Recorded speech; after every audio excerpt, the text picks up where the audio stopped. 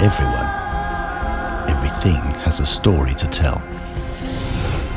Some of these stories never see the light of day, remain a secret forever. My story, on the other hand, surfaced by chance about 15 years ago. A tale unknown until recently. A mysterious, thought-provoking, extraordinary story, right on this tiny planet, lost in space. Enter Homo sapiens, namely the cognizant human, who appears as the main character in this extraordinary tale. But what does man from a mystical and scientific perspective know about himself? What we think we already know soon gets blown in the wind, some incorrect, others lacking detail. New stuff keeps bubbling to the top, old taboos come tumbling down, and human history is rewritten at every step of the way, until the next discovery. Should we dissect the 4 million years of human evolution on this 4 billion-year-old planet through Homo habilis, Homo ergaster, Homo erectus, we find that the contemporary human's prototype goes only as far back as 200,000 years, to Homo sapiens, a tiny dot amidst a very long line of evolution. But from our perspective, that is when the game truly began. 3 pounds of grey matter inside a skull began to work and continued to flourish as it had done with no being before. From the first artwork on cave walls to farming of the land and creating cultures, eventually our brain implemented its most important achievement around 5,000 years ago. Putting spike on stone, man created writing. Records started being kept, thus written history was born. The cognizant humans stood almost idle for 195,000 years, started passing along written records 5,000 years ago, and as a result took off like a rocket. With the impetus of the Industrial Revolution 200 years ago and the push of the communication age through the last 20 years, this rocket eventually reached light speed. But hold on a minute, I already told you, my story challenges common beliefs. It goes off the beaten track, taboos come tumbling down here, and egos get crushed under it. The essence of my story goes back 12,000 years. May I introduce to you the world's first temple.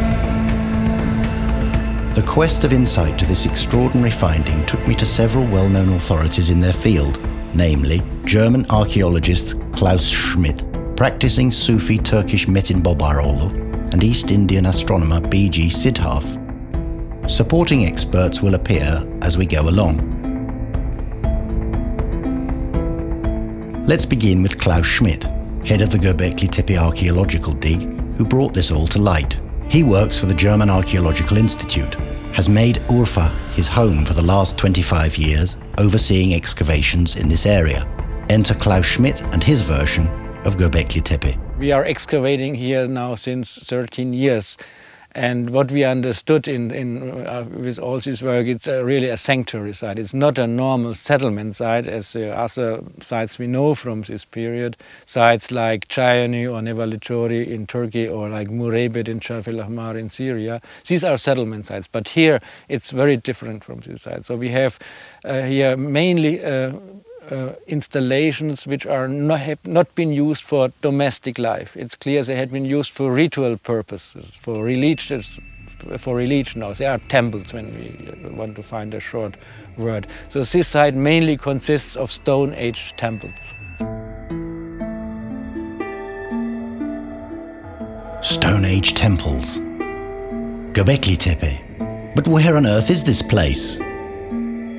12 kilometers away from Şanlıurfa, formerly Urfa, on top of a hill, smack in the middle of the Fertile Crescent, which, with the life support of the Euphrates, is considered to be the birthplace of agriculture, going back some 7,000 to 8,000 years. Urfa, one of the most mystical locations in Anatolia, is also known as the City of Prophets.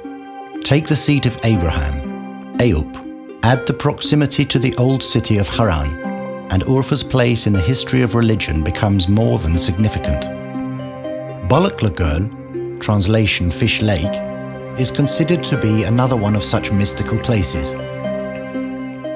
There is a verse in the 21st Surah of Prophets in the Quran, interpreted as to be about Balıklı Göl. They said If you're going to do anything, burn him and protect your gods. And we said, "Oh, fire, be cool and harmless for Abraham." By all religious books, Abraham is considered to be the father of monotheist religion. If we dissect his name, we make some interesting discoveries. Brahma, the supreme being in East Indian doctrine, or the Abba, Ra, him, father of the people of light in Old Egypt. Phonetically, both bear great resemblance to Abraham's name.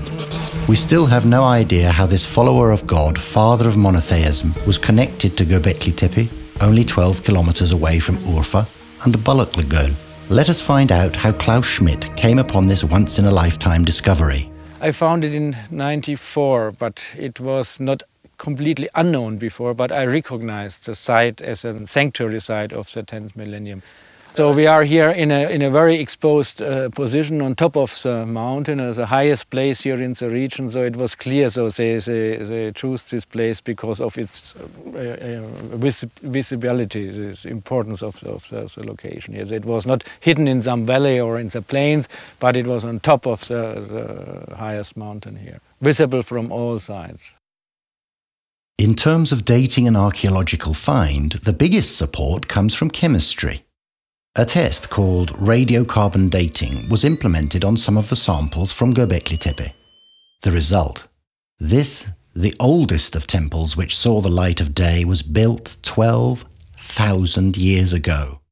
What we are excavating now is belonging to the 10th and 9th millennium, but we don't have the oldest layers, so maybe the oldest layers is a little bit earlier than 10th millennium, nearly 12,000 years. A whopping 12,000 years ago. When put into perspective, some 7,000 years before the megalithic monument in England, Stonehenge, was ever made. Of course, the question here is how and why would nomadic cavemen, hunter-gatherers, so to speak of, even before reaching the age of settlement, contemplate such a monument? Was the Homo sapiens of then, who supposedly spread out from Africa some 40,000 years ago, a different species from the human we know today? Who is this Stone Age character and what was he capable of? Now this question is directed at Professor Mehmet Özdoğan, researcher extraordinaire of this era and head of the Prehistorical Archaeology Department, Istanbul University. Bunlar gezginci, yani besin üretimi yapmıyorlar, besin topluyorlar, avcı, balıkçılık olabilir, bitki toplayıcılığı, avcılık olabilir, çok farklı kök toplayıcılığı olabilir. Bu insanlar bunu uzun süre geliştiriyorlar. Bundan beraber insanın, yani sadece bir yandan biyolojik evrimi var insanın. Yani soyutlama yetisi, el hareketlerini kullanışı, sinir sistemi gibi bir biyolojik evrim geçiriyor. Doğal çevre sürekli olaraktan değişiyor. Ve insanın bununla beraber teknolojisi de gelişiyor. Yani daha hassas aletler yapabiliyorlar. Bu sürecin sonunda, son buzul dönemi bittikten sonra, yani günümüz iklim koşullarına geçildiği zaman ki aşağı yukarı 14 bin yıllarında itibaren dünyada her yerde iklim kuşakları yer değiştiriyor. Bizim bölgemizde de doğanın çok zengin olduğu bir dönemde, özellikle Güneydoğu ve Orta Anadolu'da, burada da daha tarıma, üretime geçmeden yerleşik yaşamı sağlayabilecek bir fiziki ortam ortaya çıkıyor. Point well taken, but even if a settlement is born, Gobekli Tepe begs to differ. It is not a settlement. When even agriculture is still a far cry away and scripture has another 7,000 years to come, what pushes the Neolithic human to create such a monumental sacred complex? I know this was a big surprise because we didn't expect such a developed architecture in context with late hunter-gatherer societies. Hunter-gatherer societies had been dominating the human history in the old Stone Age. They are all hunter-gatherer societies. Farming was not invented. And the common idea was that from very primitive beginnings, the civilized way of life developed here in the Near East with the settled societies, and now we understand that it's much more complicated. It all boils down to this. New information forces us to review everything we supposedly knew about human history, starting with hunter-gatherers who, before concepts such as settlement, agriculture and livestock farming even developed, brought into existence such an architectural feat. The preservation really is fantastic, not in every circle, but especially in Circle D, which is very well preserved. And this preservation is explained because in Stone Age times, these circles had been buried completely. They had been backfilled by a lot of material. Some 100 cubic meters of material had been used to bury this circle. Say again? Buried temples? Apparently so. These people went to great lengths to entomb these structures, and by doing so created a hill of 300 meters in diameter, as seen in this photograph before the excavation began. Maybe that's why they call it Gobekli Tepe in Turkish, which means Potbelly Hill. Let's move from structural to spiritual. To build a temple, the first thing one needs is faith. Did we come across any evidence that symbolized the faith system adopted by these people? Bir kere konutlardan, yani normal oturulan evlerden, insanların yaşadığı evlerden çok farklı özel olarak yapılmış, yani tapınak diyebileceğimiz özel yapıları görüyoruz. Bu tamamen plan tipi, iç dizaynı, yapım tekniği vesaire bakımından tamamen konutlardan. Demek ki bir özel bir tapınak, yani inanç sistemini sembolize eden ve toplumda bunun imajını yaratan bir sistem oluşmuş. Apparently, around 11 to 12,000 years ago, there already was a notion of building common-use temples in this area, such as Chayonu, Halanchemi, and Nevali Chori. The likelihood of Gobekli Tepe having taken the lead in this is quite plausible, for this was the first temple complex in this area. As a result, during the following millennia, the same pattern and order as in Gobekli Tepe was seen at cult structures in settlements all around. Yüksek taş duvarlar. Duvarlarda nişler ve payandalarla hareketli bir duvar yapılmış. Duvar boyunca bir sekiler var. Yani birilerinin oturup tören seyredebildiği anlaşılıyor. Tabanları sıvıya geçirmeyecek bir tabandır. Yani ya terazi taban, kum taban, taş kaplama gibi. Yani orada da bir sıvılı bir tören yapıldığını yorumlayabiliriz oradan. Bu kan mı, su mu o ayrı, içki mi o ayrı bir hikaye. Ama bir sıvının, mesela Çayönü'nde su kanalları da bulduk. Yani sıvı akıtma kanalları da vardır. Yani bir sıvıyla bir tören yapıldığı anlaşılıyor. Ve burada da farklı betimlemeler var. Bunun içinde işte Nevala Çöl'de, Göbekli'de olduğu gibi ya diğer başka yerler, heykeller, hayvan heykelleri, kabartmalar, boyayla yapılmış figürler gibi çok farklı. Yani tam yorumlaması şu anda çok güç, bunların daha yeni bu ortaya çıkıyor bu kavramlar. Ama törenleri, sembolizmin çok ciddi bir oldu ve artık sanat diyebileceğimiz kadar usluplaşmış, yani herhangi birinin rastgele yaptığı resimler, heykeller değil, belli bir uzman sanatçının elinden çıkmış, o uslubu bilen birilerinin yaptığı şeyler var. Toplumda kademeler gayet belirlenmiş, o anlaşılıyor. Bunun da arkasında uzun bir geçmiş gerekir. Social hierarchy, symbolism, and rituals where liquids were used. We'll get into details later, but first comes a left brain question. Just how did they do it? What tools did the builders of Gobekli Tepe temples use to erect and carve such monumental structures? The main tool, the main raw material for tools had been a flint, which is very common here in this region, and so on Gobekli there are tons of flint tools. This was a normal tool for Stone Age people. With flint, they also could carve the limestone very easily and very well to make the reliefs, to make the sculptures and so on. Here are the tools we assume they built these temples with. A magnificent achievement. Carving colossal blocks of limestone, 40 to 70 tons each, with these simple utensils, considering that these monoblocks of rock, the T-shaped pillars, vary anywhere between 3 to 6 meters in height. Furthermore, the quarry they got these blocks from is about 2 kilometers away, and how they got them from there to the temple site is another mystery in itself. Then let's question the architecture of this first temple known to us. Was there a plan to all this? It's not only one temple, there are many temples. So we know from the excavations and from geomagnetic research there are at least 20 installations, which we should call temple. Mind-boggling. At Gobekli Tepe, only 6 of a possible 20 temples have been unearthed as of today. The tip of the iceberg, one might say. Down below, another 14 are waiting to see the light. And they're all following one main idea. The main idea is there are two very huge, two monumental pillars in the center of such an installation. There are enclosures, and the enclosure walls are surrounding them, and there are more pillars set in the enclosure wall. So we have the appearance is more of a stone circle than of a building. And it's quite clear that the monumental stone circles had not been roofed, so there was no roof. They had been open-air installations. These same-era temples from 12,000 years back, unearthed at Gobekli Tepe, show three different styles of form. They have been categorized as B, C, and D, all with different patterns. For example, while the pillars at C form a spiral, the same at D have an elliptic pattern. There is also the fact that the surrounding pillars at said temples vary in number. The only similarity between the two are the facing twin T-pillars at their respective centres. One might ask, what on earth do these T-shaped pillars depict? In the center of the whole story are the T-shapes, because we can understand the T-shape as a stilized human being. We can be sure because in some cases we have the arms and we have the fingers depicted.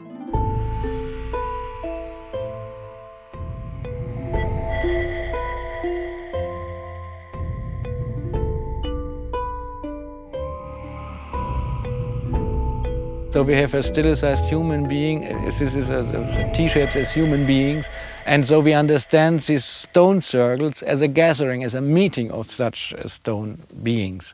Two very important in the center, surrounded by other ones which are looking similar, which are smaller, less in size.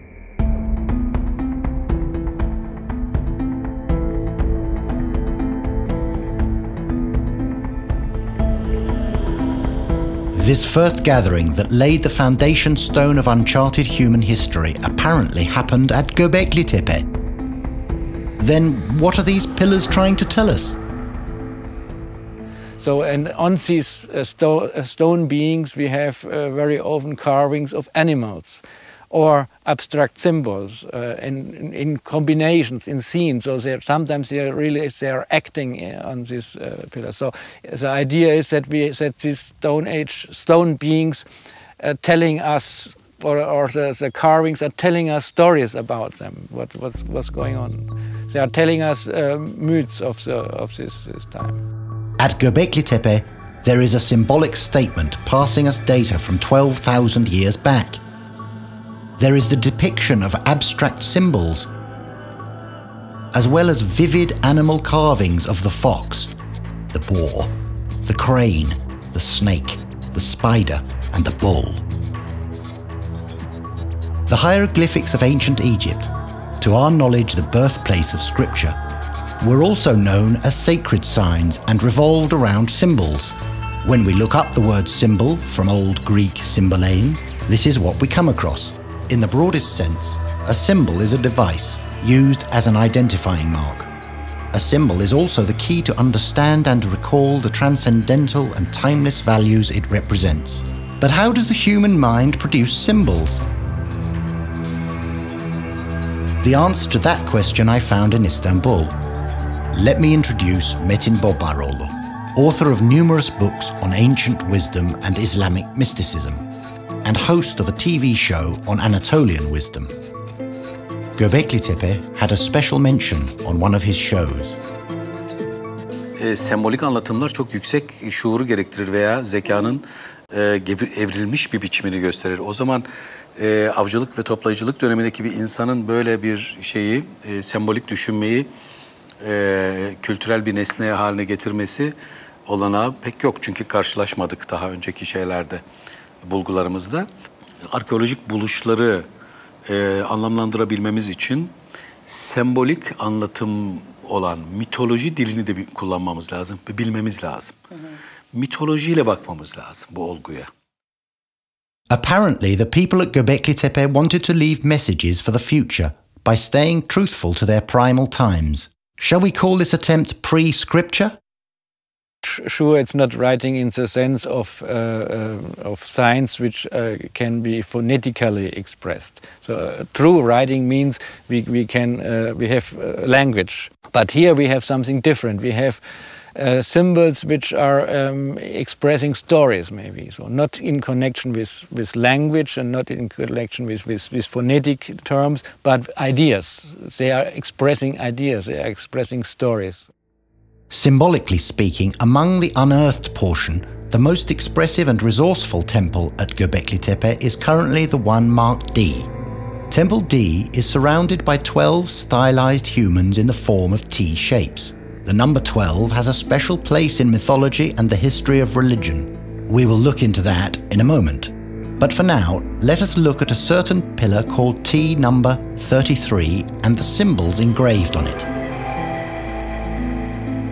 Pillar we have a very interesting sequence of motifs which are here in a vertical row, which is much more than just decoration. And this sequence of motifs, it's reminding us maybe on Egyptian hieroglyphs. It's clear that we don't have writing here, but we have symbols which we can understand partially and partially not. We have here snakes, for example, it's clear, but here in symbol it's an H-shaped sign.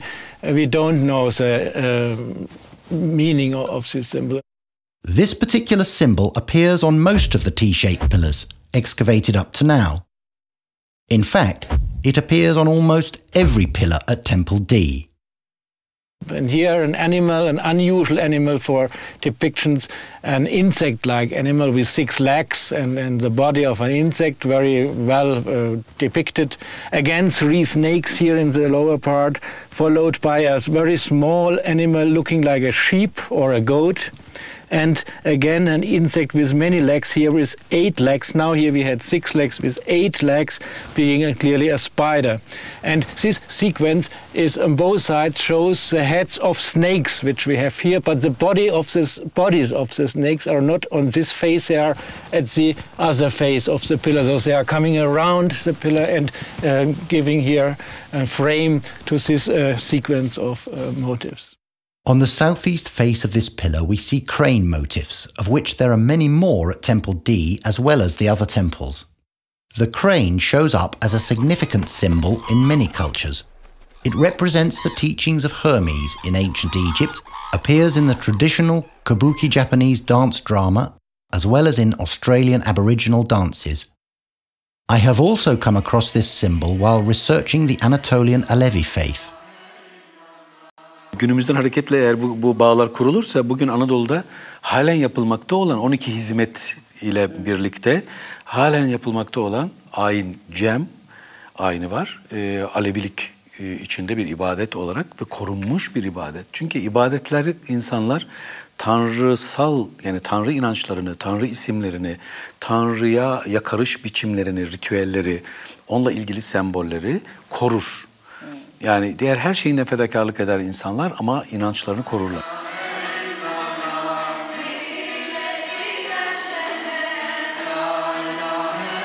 To view the Semah ritual, unquestionably the cornerstone of Alevi worship, from only an aesthetic and authentic dance perspective, would lack vision.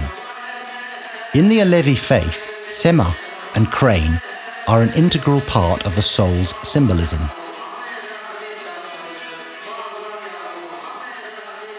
Turna bugün turna semahı dediğimiz semahın içinde kullanılan bir şey. Turna diğer kuşlar içinde farklılık gösterir, tek eşlidir. Ve bu tanrı tanrıça diye tanımlanan üst bilince gelmiş, evrimde üst bilince Homo sapiens ve daha üstüne gelmiş, ilerlemiş insanın tek eşli olduğunu, onun altındaki çok eşliliklerin daha önceki gelişmemiş dönemlere ait olduğunu, aynı dönem içinde çok eşli insanların arasında tek eşli olanların tanrı ve tanrıça diye nitelendirildiğini, bunların semahla gösterildiğini ve şeyin de turnanın da bunu simgelediğini söyleyebiliriz. God? Goddess? Were the T-shaped representations of humans at Gobekli Tepe the first ever god depictions in mythology?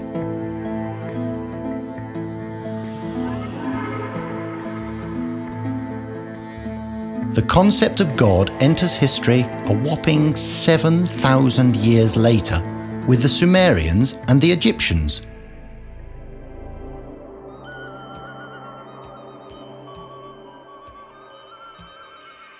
As the Dean of Sumerology, Noah Samuel Kramer, once put it, history began with Sumer, because they were the ones who came up with the cuneiform script.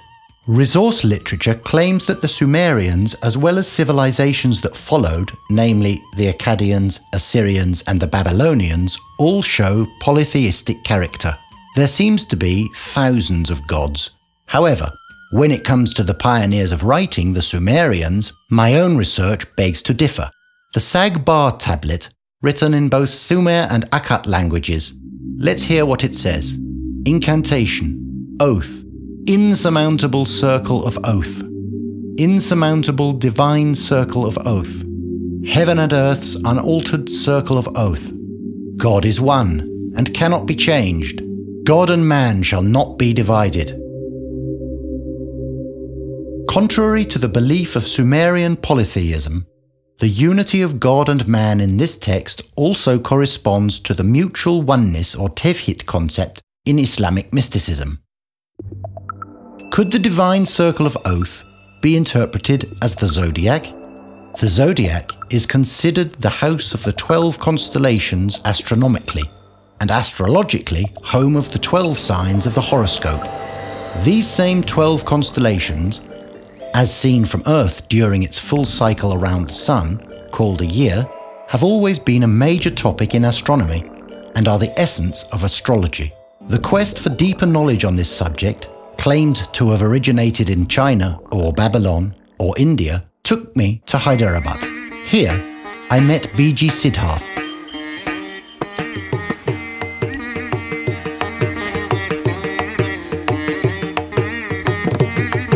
My name is B.G. Siddharth. I am the founder director of the B.M. Birla Science Center in Hyderabad, India. This happened about 25 years ago. And my academic background is that I'm an astronomer and a physicist. And astronomy has brought me to the field of astronomical chronology and archaeoastronomy, because many ancient scriptures have a lot of astronomical content in them, particularly the Indian scriptures which go by the name of Vedas, and also the mythology that originates from them. So this interest of mine has really brought me to a lot of astronomical dates. Astronomical events are like calibrators of time. And these dates then have to be checked with hard evidence. As you can imagine, Mr. Siddharth was a goldmine as far as this subject was concerned. Let's find out how far back humanity's involvement in zodiac signs go. The zodiacal signs may not be exactly as they are today, but nevertheless the zodiacal signs were used at the dawn of civilization, which is described in the Vedas, the dawn of agriculture, because these were needed for the calendar, the 12 months of the year, the 12 Adityas as they are also called, the 12 pillars as they have been described in later mythology. These are very, very old indeed. Was the heaven's unaltered circle of oath, namely the zodiac constellations, known to humanity much earlier than the scientific estimates put forward today? Ancient wisdom as well as religion was onto the number 12 more often than not. The clock we use today is based on the number 12. The Chinese calendar evolves around 12 animals. The Hittites, who ruled in Anatolia 3,800 years ago, had 12 gods. 12 imams are the cornerstone of the Alevi faith. As per the Old Testament, the Israelites consisted of 12 tribes, And last but not least, Jesus surrounded himself with 12 apostles. With a 6,000-year head start, could ground zero for all these 12s be the 12 T-shaped pillars in Temple D at Gobekli Tepe?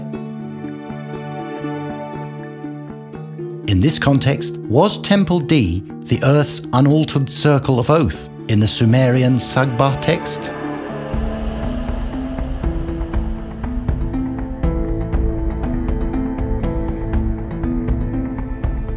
At the center of this temple, on the front face of one of the symmetric T's facing west, namely pillar T number 31, we see the relief of a taurine head. The bull head relief is on front face, about chest high. The bull, or Taurus, is also one of the 12 signs of the zodiac. Bu burçların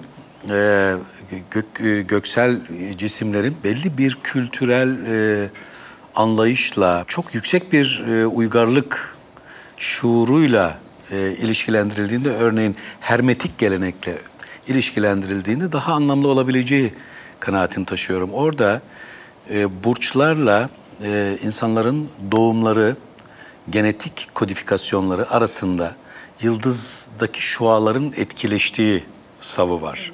Ve aynı zamanda bunun insanda belirli karakterlere karşılık geldiği ve bu karakterlerin de hayvan figürleriyle gösterilmesinin nedeni hayata dair, genetik yapısına dair bir evrime işaret etme olasılığı var. Bu bakımdan örneğin bir çakal söz konusu olduğunda, tilki söz konusu olduğunda, bu günümüzde de La Fontaine'de de Mevlana'da da kullanılan biçimiyle hayvandan çok hayvanın o karakterinin insanda taşındığı anlamında. Yani boğa üretkenliğin sembolü ve medeniyetin başlangıcı, yani ziraati başlatan aynı zamanda unsur. Fakat boğanın aynı zamanda boğa burcuyla ilgisi olması açısından kudret sadece şeyde değildir, doğayı işlemede bilincimizi kullanma değildir. Kendi üzerimize olan bilincimizin, üretken bilincimizin sembolü de boğadır. Ve bu arketipaldir. One of the most significant cave paintings from circa 30,000 years back, interpreted as vivifications of hunting parties depicting taurine figures, can be found at the Altamira and Lascaux caverns. In many other cultures, we also come across similar taurine imagery. A wall painting at Çatalhöyük in Anatolia dating back 9,000 years stands out from the rest. Portraying another hunting scene, this same theme, the introduction of the taurine cult belief, can also be seen at sacred grounds on houses within the settlement complex. Fast forward 3,000 years, and the taurine symbol appears as a god in ancient Egypt, as Hathor the cow or Apis the bull, both bearing similar significance. The sun imagery between the horns is called the royal crown. The bull symbol also emerges in Mesopotamia, a contemporary civilization with ancient Egypt. All Akkadian, Assyrian and Babylonian gods are depicted with bull horns on their heads, or with headgear bearing horns. This portrayal also frequently appears on cylindric seals, as well as reliefs and sculptures of that era. In fact, some archaeologists argue that the number of horns defines hierarchy among the gods. A key question emerges: why are gods depicted in this way? This time, the answer can be found in the Old Testament, the first book of the monotheistic religions, as described in Exodus chapter 32. When the people saw that Moses was so long in coming down from the mountain, they gathered around Aaron and said, "Come, make us gods who will go before us. As for this fellow Moses who brought us up out of Egypt, we don't know what has happened to him." Aaron answered them, "Take off the gold earrings that your wives, your sons and your daughters are wearing and bring them to me." So all the people took off their earrings and brought them to Aaron. He took what they handed him and made them into an idol cast in the shape of a calf, fashioning it with a tool. Then they said, "These are your gods, O Israel, who brought you up out of Egypt." In my opinion, the answer as to why the Israelites sculpted a calf for the deity instead of a lion or camel lies in the depiction of gods in Mesopotamia. Research took me to Michelangelo's unusual Moses sculpture. In this imagery, Michelangelo puts two horns on the prophet's head. This was later decoded as a word play. The word keren, referring to horns in Hebrew, has a parallel meaning and comes from the same word origin as Quran, translation, shining, glowing. Synonymous wordplay can also be found in Sanskrit, an ancient Indo-European language. The word usya has a double meaning of both horns and shining. Glowing and shining are concepts related to Jesus. It has its origins both in the adjective of Messiah and in depictions of the halo above Christ's head. It seems in all doctrines the bull is unquestionably the symbol of enlightenment, illumination and shining. Tabii yani bugün kadim geleneklerin hepsinde ortaktır bu. Ve hatta şeye dikkat ederseniz harflerin başlangıcı olan A harfi, alfa harfi şeydir, boğadır. Yani boynuzlu boğadır.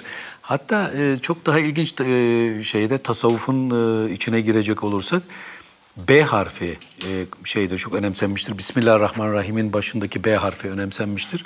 İmam Ali de B'nin altındaki noktayım diye söyler. O B harfine dikkat edecek olursak o boynuzdur. Yani Zülkarneyn'dir. Çift boynuzluluktur ve altında bir nokta vardır.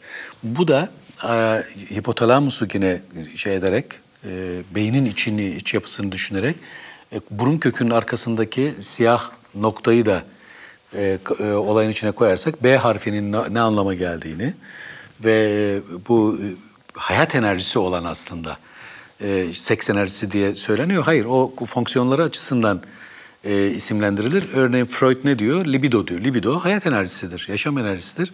Yaşam enerjisini üremeye kullandığınız zaman adı cinsellikle ilgili seks enerjisi olur. Ama onu bilinç yapıları için, bilincin kendisi için kullandığınız zaman da kundalini enerjisi odur. Ve insanın omurgasının kökünde çöreklenmiş bir yılan gibi tasarlanmıştır. Gerçekten deneyim yapan, mistik deneyim yapan ya da meditasyon çalışmaları yapan, bizde hali istirak dediğimiz, ondan sonra zikirlerle kendi bilincinin titreşimini yükseltmek isteyen insanlar bunları denemiştir, görmüştür.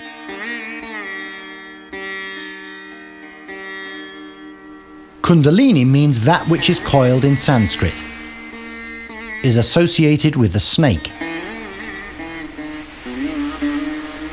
And this particular yoga discipline is aimed at the practice of awakening this dormant, coiled up energy.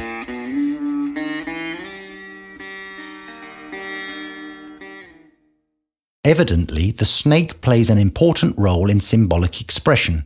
This ancient symbol, going back all the way to Adam and Eve, and the emblem of medicine, also depicts change because of the frequent shedding of its skin. So, what can we deduce from the snake motifs at Gobekli Tepe? Most popular are the snakes, but the snakes are sometimes they are in groups, so you have not only one snake but three or even more, so the number of the snakes is very high.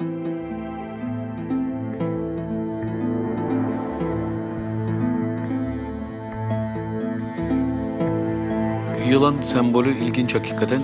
Hem peygamberliklerde karşımıza çıkıyor.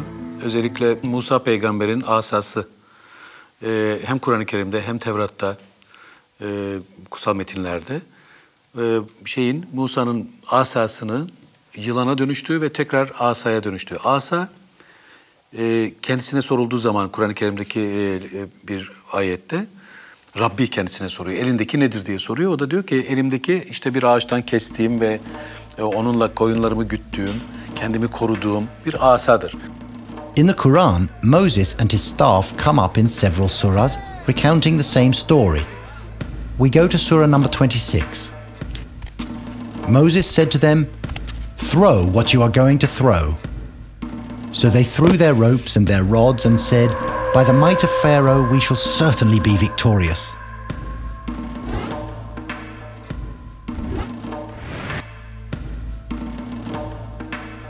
Then Moses threw his staff,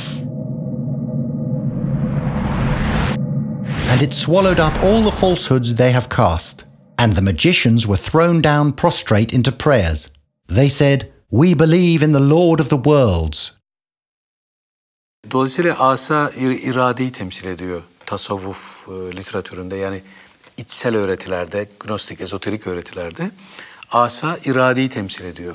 İradenin insan bünyesinde iradenin güçlendirilebilmesi ya da bir insanın ilahi bir iradeye, kudret, başkalarına boyun eğdirecek, başkalarını yönetebilecek, koyunlarımı yönetirim, onları şey ederim, güderim dediği manada veya kendindeki hayvansal sıfatlara egemen olacak bir iradeyi oluşturabilmesi için yılanın, yani asanın, yılanın ayağa kalkmasını anlatıyor. Yani çölde yılan ayağa kalktı diyor. Ve bütün dikkat ederseniz Firavunların da başlarında kobra yılanı vardır. The prevailing symbol we come across when studying ancient Egyptian wall paintings and frescoes is the snake. Symbolized in a number of different categories with varying objectives, the snake is mostly seen on the foreheads of gods as well as pharaohs. Emerging from the forehead, also called the third eye, symbolizing higher consciousness, the snake is frequently associated with the god Ptah, as well as some other gods in ancient Egypt. However, in archaeological circles, the consensus rather is that the snake does not represent consciousness at all. Let's get some clarification on this from one of the foremost authorities on Egyptology. Wafa al-Sadiq, Director General of the Egyptian Museum in Cairo. Snakes and cobras were worshipped in ancient Egypt for protection or also to avoid the danger the snakes and cobras have, or even the scorpion. And that's why from the very, very beginning, the snakes were depicted. Evidently, one of the main characteristics of symbolism is multi-expression. Therefore, it would not be a long leap to presume that the snake, while pointing towards characteristics such as protection, change, time, and eternity, also symbolizes the awakening of the coiled-up consciousness. Then, is it too far-fetched to think that humans who have reached a higher level of consciousness are depicted in this way?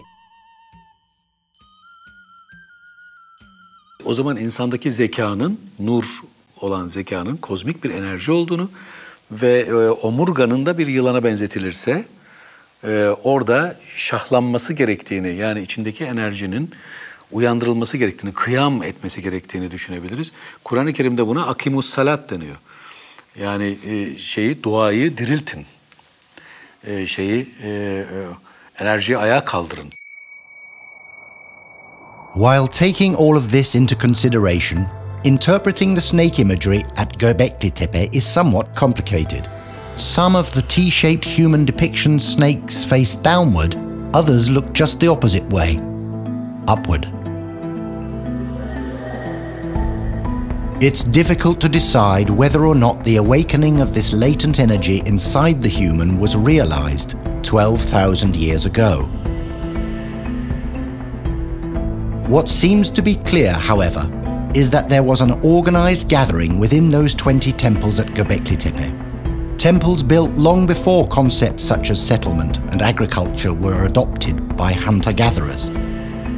Temples which have been buried 1,000 years after construction.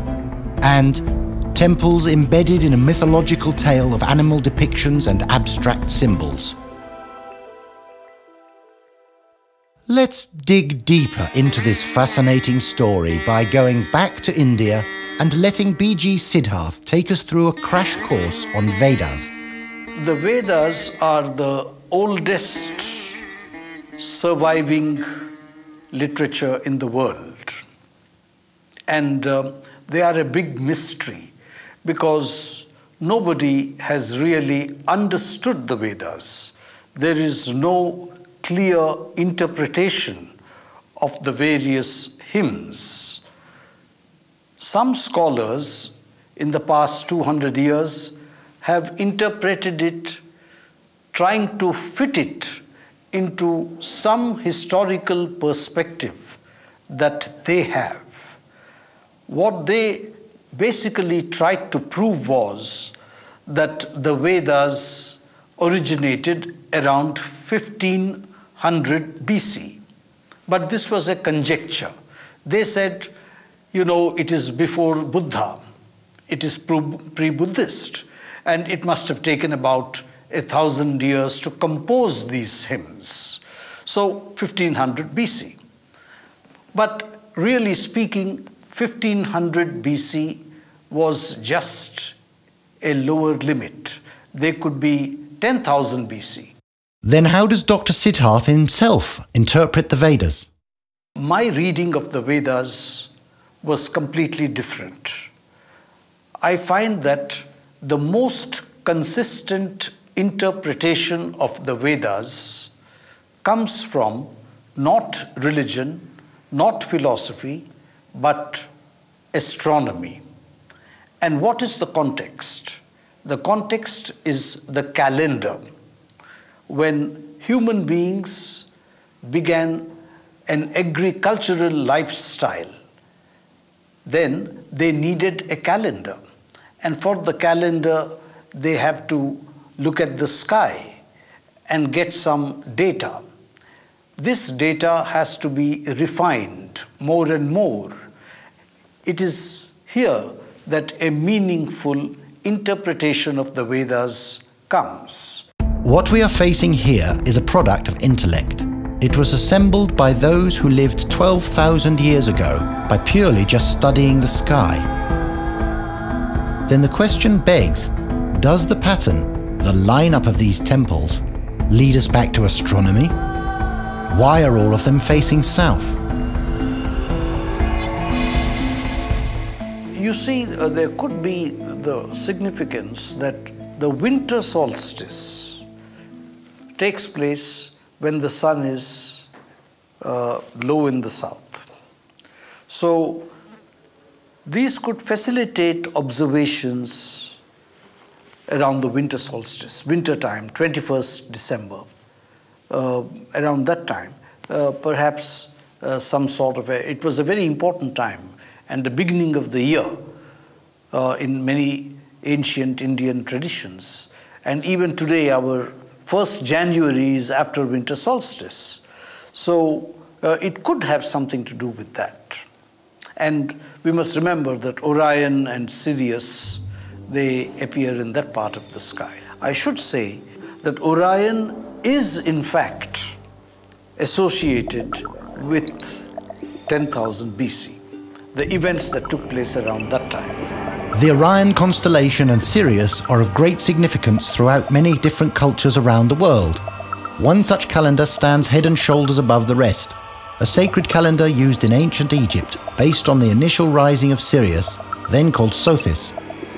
Researchers, such as John Anthony West and Graham Hancock, are of the opinion that the Orion constellation and Sirius have had a great impact on the construction of the famous Sphinx at Giza, as well as the Great Pyramid. At Gobekli Tepe, we are unable to reach such conclusions yet. However, if we want to draw parallels with astronomy, then perhaps one of the 12 pillars surrounding Temple D, namely pillar number 43, with a myriad of symbolic depictions, could be of assistance through some of its motifs. Although part of it is still underground, the exposed part shows a bird carrying a sphere on its wings. Exactly beneath that, we see a scorpion. Again, this could really be a symbolic representation of something in the heavens. For instance, in this particular picture, there is the scorpion. There is also something that resembles a swan. Now we know that the Milky Way, the whitish river-like band of light in the sky, begins near Scorpius, the scorpion, the heavenly scorpion, and passes through the swan, Cygnus the swan. And that has been mentioned in Indian literature as the goddess Saraswati or the river Saraswati riding a swan. In ancient Indian literature, symbolically, the sun is described as riding on a bird. Perhaps this is a depiction of the bird carrying the sun with it.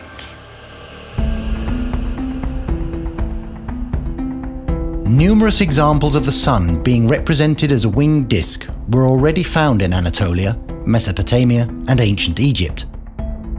What are the odds for the depictions on this pillar being the forefather of symbolic celestial expression? Quite high, one might say. Cosmic dust of the Milky Way, the Sun, Scorpio, but there are other striking symbols jumping out at us. For example, we haven't got a clue as to what these three signs above, resembling a basket or padlock, mean.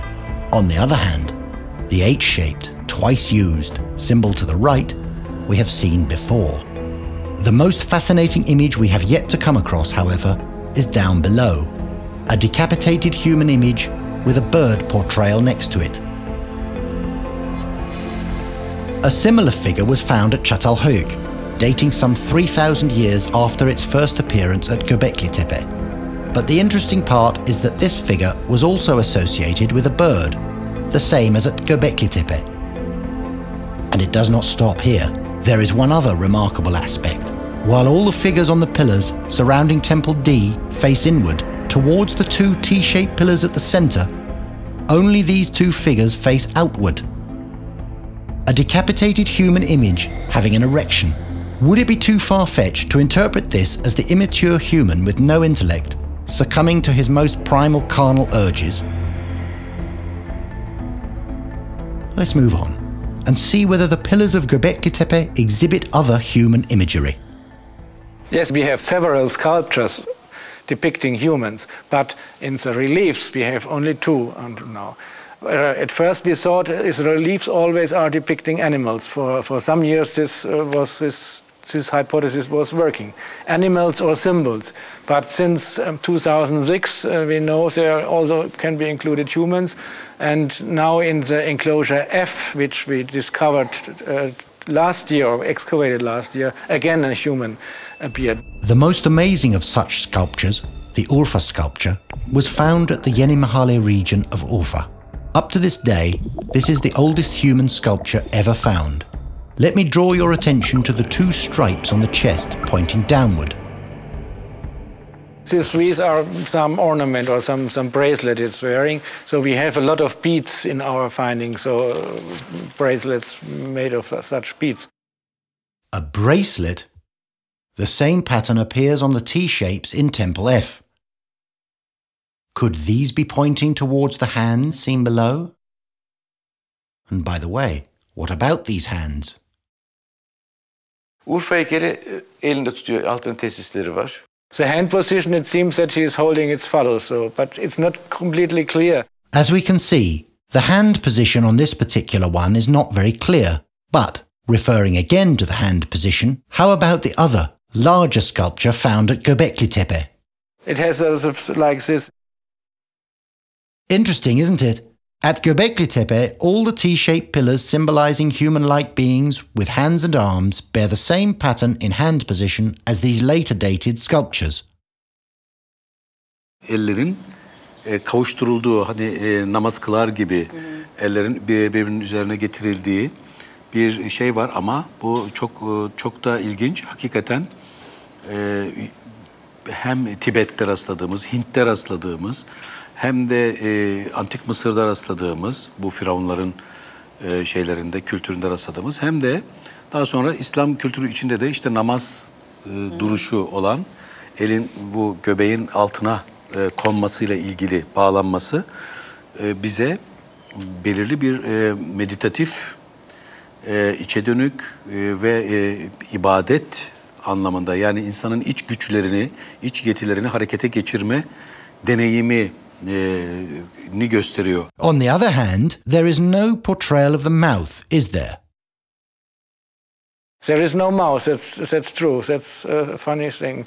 In Göbekli Tepe we have a head also over life size, which clearly, or quite clearly, had been part of such a statue. Again, no mouth depicted. Ağzın olmaması bir tabu olabilir.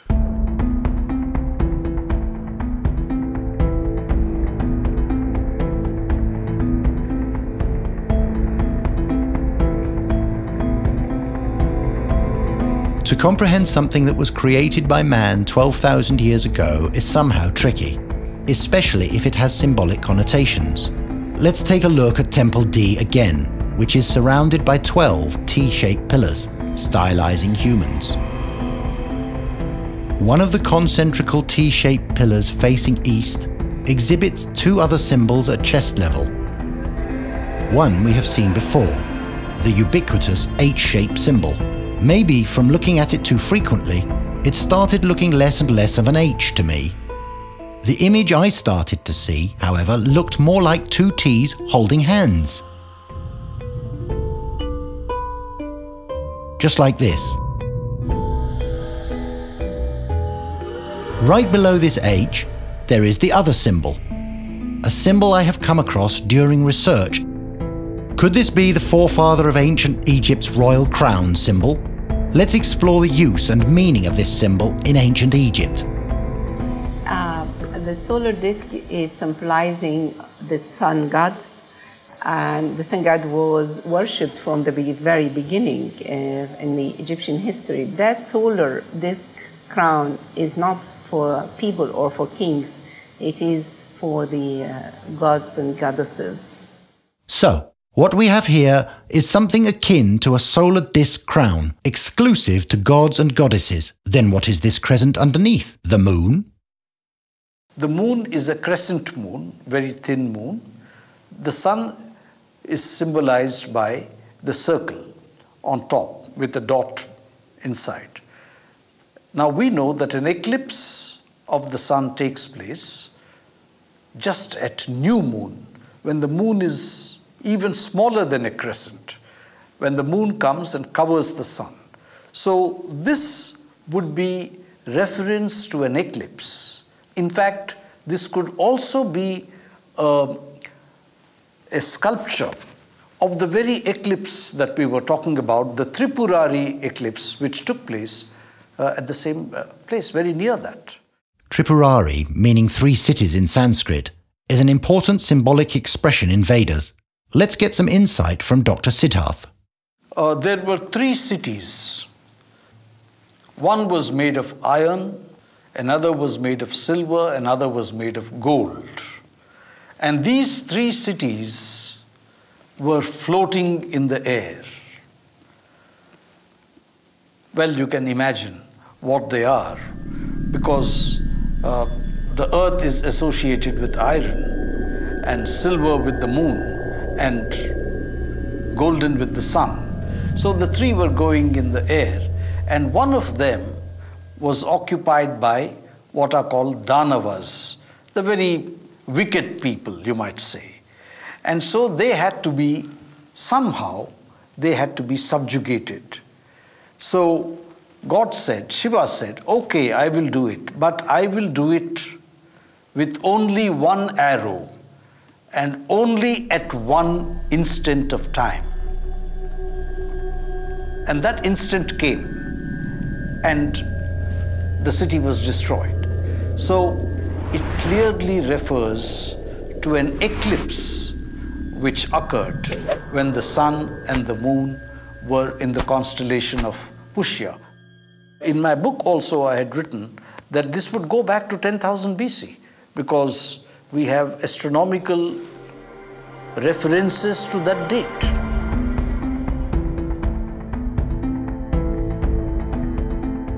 The solar eclipse is one of the most dramatic natural occurrences humans experience. The first historical record of a solar eclipse goes back to 760 BC. King Barakib of ancient Syria made sure that this natural phenomenon was recorded by engraving it on a sculpture, later found in Zincirli, Anatolia. Other such records are found on Assyrian and Babylonian reliefs. Once again, we cannot help but ask, has the Gobekli Tepe solar eclipse prototype been left as a message for the future?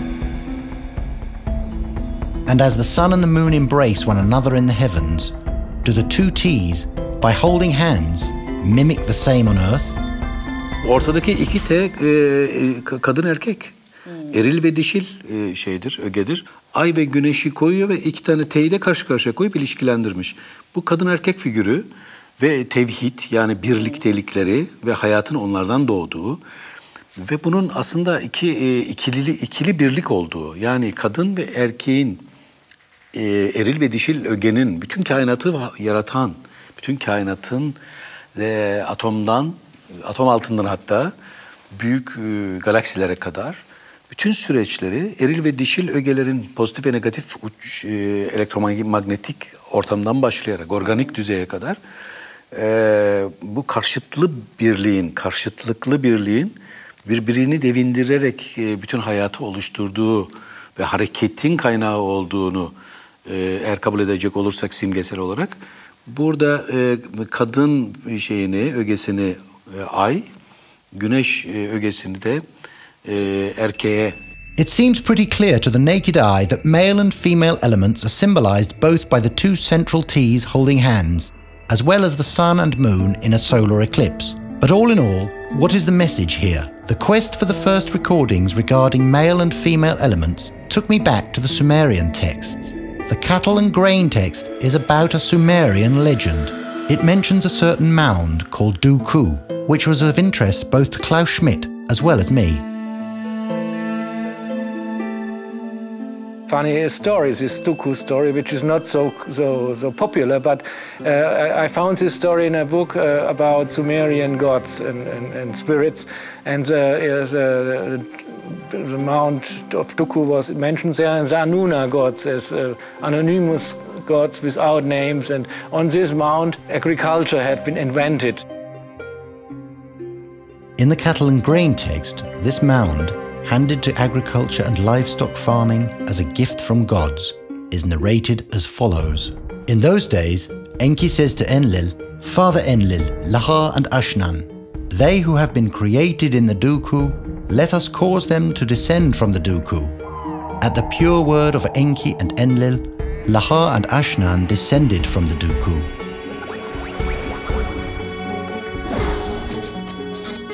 For Laha, they set up the sheepfold.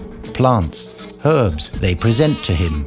For Ashnan they establish a house, plough and yoke they present to her. Laha, standing in his sheepfold, a shepherd increasing the bounty of the sheepfold is he. Ashnan standing among the crops, a maid kindly and bountiful is she. Could it be possible that the temples of Gobekli Tepe are behind the legend of Laha and Ashnan, which has its origins in Duku? This word-of-mouth tale was passed along from generation to generation and thus has survived for 6,000 years. Perhaps those which the Sumerians accepted as gods were basically humans at a higher level of consciousness, displaying alternate awareness, having already reached a more developed level of evolution. Technically speaking, were those the ones leaving us these messages? There do appear to be two types. Now, one possibility is that perhaps, like we have Neanderthal and others, there could have been a more advanced and a less advanced species. A hint for this comes from Ramayana, where you have humans, but you also have Vanara or semi-human. Now today, we say that this means monkey. But they could also mean some sort of a species or even cavemen, belonging to an isolated region which did not advance to that extent. So that is possible.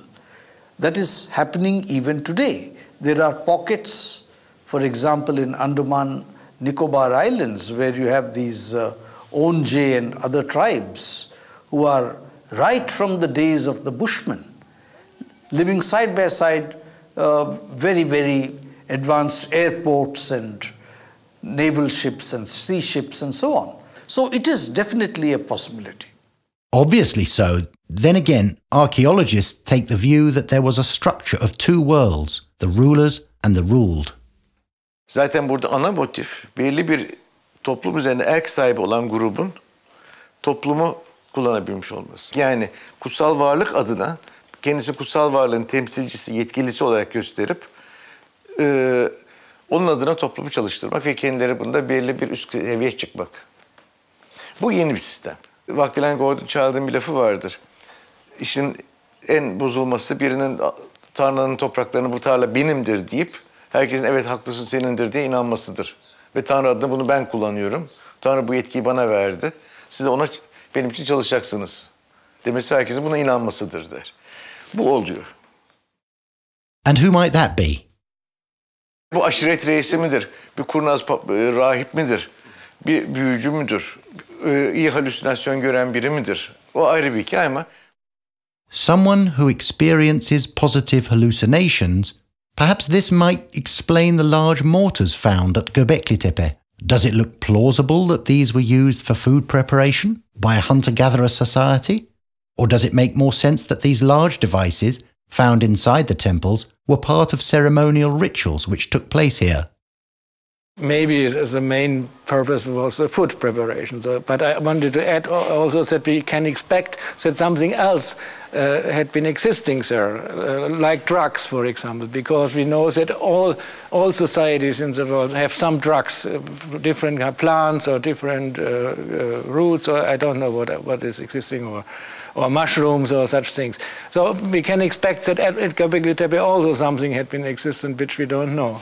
So we don't have only to ask, was it good for daily food, but we also have to think about other things. Especially when you are at a site where ritual things had been the main part of the story. When we think of rituals in which natural supplies were used in abundance, then immediately one thing comes to mind: shamanic practice, as seen in other parts of the world. Judging by that, can we draw the conclusion that it was the shamans who conducted the rituals and connected with the hereafter? It's a question, so we can expect that in Paleolithic period, shamans had been existing in the society. They had not only been hunters and gatherers, but also a group of people later being called shamans. So, but now the question is, what happened in Gobekli Tepe? Are they still at the level of this egalitarian society with shamans and so on, or are they already a little bit different? Maybe they are developing a hierarchy, a hierarchical society. And now the question is there still the level of shamans, or is the shaman already changed to the priest of the later periods when we know from Old Orient or from Old Egypt that we have a class of priests? Isn't it odd to use the phrase priest for someone as far back as 12,000 years? I don't like to use this term, but we are in a level, so we cannot be sure about it because we don't have the written sources which we have later. So we just have the stones. To examine the most crucial piece of evidence on the subject of priesthood, we go to the Urfa Archaeological Museum. I am holding here the head of a statue that was rescued from one of Nevelichori's temples, a Neolithic age settlement now resting at the bottom of a reservoir. Erected circa 500 years after Gobekli Tepe, this temple also has 12 T-shaped pillars similarly lined up. The structure reflects the same characteristics as the ones in Gobekli Tepe, with one significant distinction: this particular piece in my hands. The remainder of the face was destroyed. Let's take a look at the back of this original-sized head, and we see a snake slithering upwards.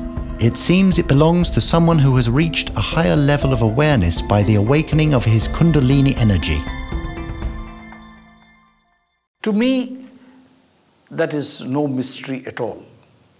Though to many archaeologists that proves to be a great puzzle.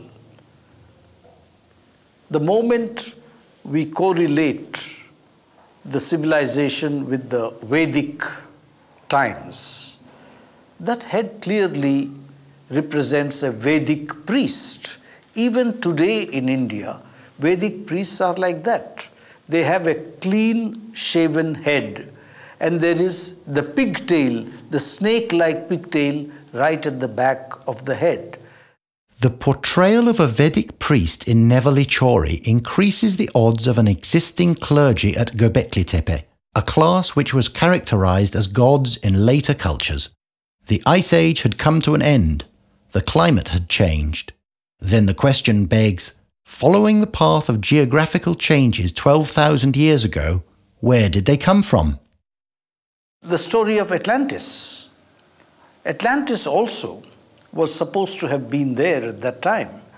We have only a description from Plato, who met an Egyptian priest who told him this.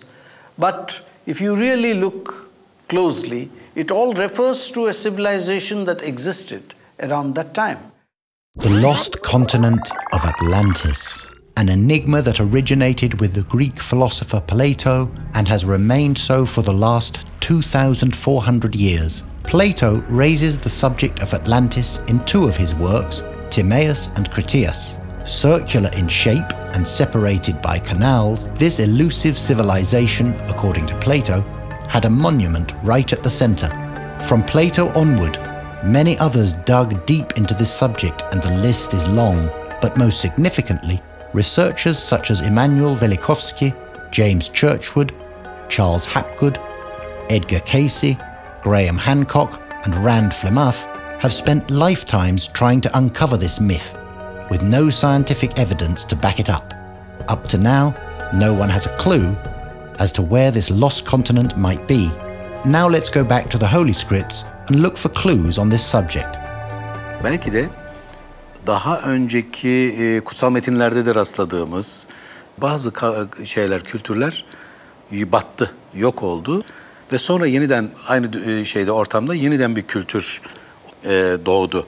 O zaman biz batık kültürlerle karşılaşıyor olabiliriz Anadolu'da. Belki de Kur'an-ı Kerim'de de zikredilen Ad kavmi, Semud kavmi diye nitelendirilen, işte Nuh tufanından önce diye belirli kavimler var ve onların ortadan kalktığı ileri sürümleri var. The Quran states that Eber was sent by God as a warning to the people of Ad, a people who, because of the powers they possessed, put themselves above all else. And remember, when he made you successors after Noah's people and gave you a stature tall among the nations, and certainly we had established them in a prosperity and power which we have not given to you. Then, as to Ad people, they behaved unjustly proud through the land, and they said, "Who is superior to us in strength?" This holy book also mentions another trait of the same people. Do you build a sign on every high place to amuse yourselves? And do you get for yourselves fine buildings in the hope of living therein forever? But if you turn back, then indeed I have delivered to you the message with which I have been sent to you, and my Lord will bring another people to succeed you. Dünyada birkaç kez yeniden uygarlık kurulduğu söyleniyor. Yani bir anlatıma göre 12. uygarlığı yaşıyoruz. Dünyada kurulmuş olan. Bir başka anlatıma göre 40. uygarlığı. Yani anlamı şu, sıfırlandıktan sonra yeniden başlayan anlamında uygarlık. Fiziki bilgilerle temellendirirsek eğer, dünyanın güneşin yaşı ölçülebiliyor bugün biliyoruz. Ve güneş sisteminin galaksinin merkezine doğru hareket edip gelme süresi biliniyor. Ve galaksinin merkezinde bir kara deliğin olduğu biliniyor bugün bilimsel olarak. Ve onun yakınından geçen güneş sisteminin her defasında bir geleneksel söyleyiş biçimiyle bir kıyamete uğradığını ve o sürede yeniden hayat geliştiğini düşünebiliriz. So, in terms of perception, could the human mind compare timelessness of the universe with the average human lifespan? Commenting on what might have existed and occurred before Gobekli Tepe is as hard as predicting the aftermath. Those who built Gobekli Tepe, where did they go? And how did they resume their rituals?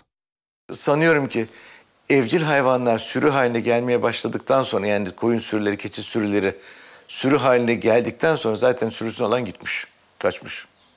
Çünkü zaten idari sınıf orada kalıyor, halk gidiyor. Let's look at this clay figurine, 40 centimeters in size, found at a Neolithic settlement site near Adiyaman, which was built about 2,000 years after the temples were buried. This site is just 70 kilometers away from Gobekli Tepe. Could this small statue be a clue to the fact that the rituals have carried on? Perhaps we can draw the same conclusion from a clay vase found at Çatalhöyük.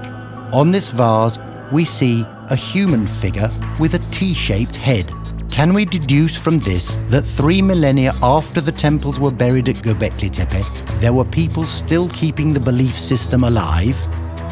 Paintings found on walls of a holy site at Latmos, dating to circa 4,000 years after Gobekli Tepe was erected, give us a similar impression. Could the humans depicted in these paintings actually be the gods at Gobekli Tepe? The most similar complex to Gobekli Tepe is without a doubt the one on the Spanish island of Menorca.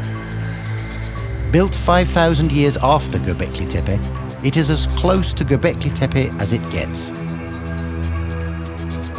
Nevertheless, there are no depictions or symbols on any of the T-pillars at that site. Could this site at Toralba Den Salort be interpreted as the living remnants of a belief system long lost?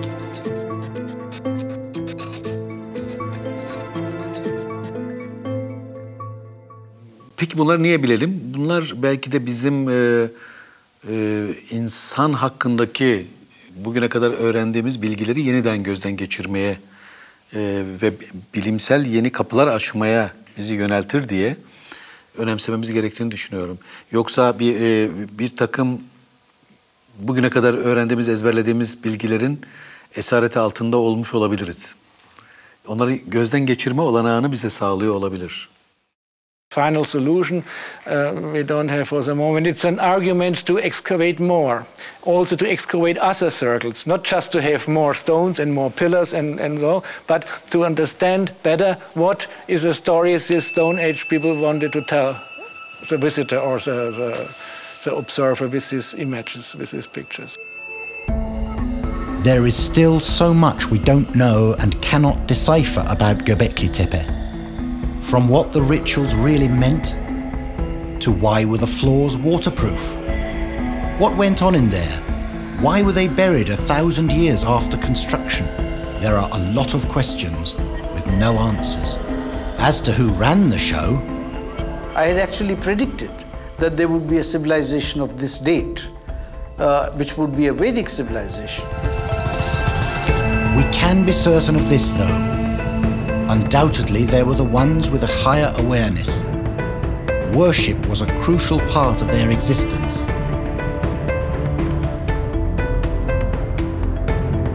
And ultimately, they left us the end product of their consciousness.